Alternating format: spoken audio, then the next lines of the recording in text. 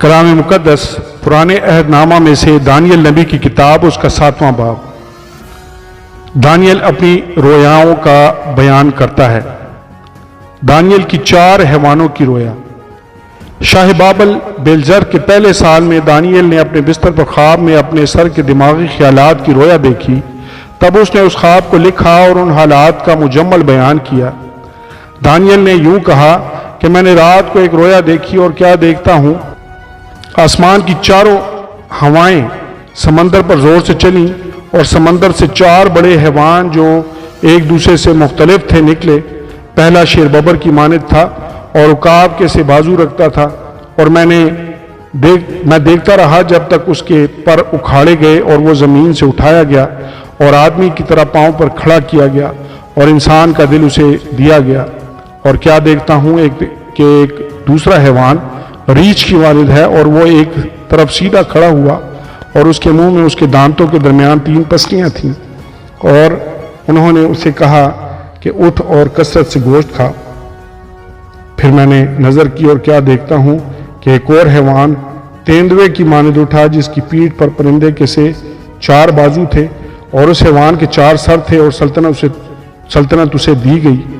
پھر میں نے رات کو رویا میں دیکھا اور کیا دیکھتا ہوں کہ چوتھا حیوان ہولناک اور ہیبتناک اور نہایت زبردست ہے، اور اس کے دانت لوہے کے اور بڑے بڑے تھے۔ وہ نگل جاتا اور ٹکڑے ٹکڑے کرتا تھا، اور جو کچھ باقی بچتا اس کو پاؤں سے لتاڑتا تھا، اور یہ ان سب پہلے حیوانوں سے مختلف تھا، اور اس کے 10 سینگ تھے۔ میں نے ان سینگوں پر غور سے نظر کی اور کیا دیکھتا ہوں کہ ان کے درمیان سے ایک اور چھوٹا سا سینگ نکلا، جس کے آگے پہلوؤں میں سے 3 سینگ جڑ سے اکھاڑے گئے۔ اور کیا دیکھتا ہوں کہ اس سینگ میں انسان کی آنکھیں ہیں اور ایک منہ ہے جس سے گھمنڈ کی باتیں نکلتی ہیں۔ قدیم الایام ہستی کی رویا۔ میرے دیکھتے ہوئے تخت لگائے گئے اور قدیم الایام بیٹھ گیا۔ اس کا لباس برف سا سفید تھا اور اس کے سر کے بال خالص اون کی مانند تھے۔ اس کا تخت آگ کے شعلہ کی مانند تھا اور اس کے پہیے جلتی آگ کی مانند تھے۔ اس کے حضور سے ایک آتشی دریا جاری تھا۔ ہزاروں ہزار اس کی خدمت میں حاضر تھے اور لاکھوں لاکھ اس کے حضور کھڑے تھے۔ عدالت ہو رہی تھی اور کتابیں کھلی تھیں۔ میں دیکھ ہی رہا تھا کہ اس سینگ کی گھمنڈ کی باتوں کی آواز کے سبب سے میرے دیکھتے ہوئے وہ حیوان مارا گیا، اور اس کا بدن ہلاک کر کے شعلہ زن آگ میں ڈالا گیا، اور باقی حیوانوں کی سلطنت بھی ان سے لے لی گئی، لیکن وہ ایک زمانہ اور دور زندہ رہے۔ میں نے رات کو رویا میں دیکھا اور کیا دیکھتا ہوں کہ ایک شخص آدم ذات کی مانند آسمان کے بادلوں کے ساتھ آیا اور قدیم الایام تک پہنچا۔ وہ اسے اس کے حضور لائے، اور سلطنت اور حشمت اور مملکت اسے دی گئی، تاکہ سب لوگ اور امتیں اور اہل لغت اس کی خدمت گزاری کریں۔ اس کی سلطنت ابدی سلطنت ہے جو جاتی نہ رہے گی، اور اس کی مملکت لازوال ہوگی۔ رویاؤں کا مطلب۔ مجھ دانیل کی روح میرے بدن میں ملول ہوئی، اور میرے دماغ کے خیالات نے مجھے پریشان کر دیا۔ جو میرے نزدیک کھڑے تھے، میں ان میں سے ایک کے پاس گیا اور اسے ان سب باتوں کی حقیقت دریافت کی۔ بس اس نے مجھے بتایا اور ان باتوں کا مطلب سمجھا دیا۔ یہ 4 بڑے حیوان 4 بادشاہ ہیں جو زمین پر برپا ہوں گے، لیکن حق تعالیٰ کے مقدس لوگ سلطنت لے لیں گے، اور ابد تک، ہاں عبدالآباد تک اس سلطنت کے مالک رہیں گے۔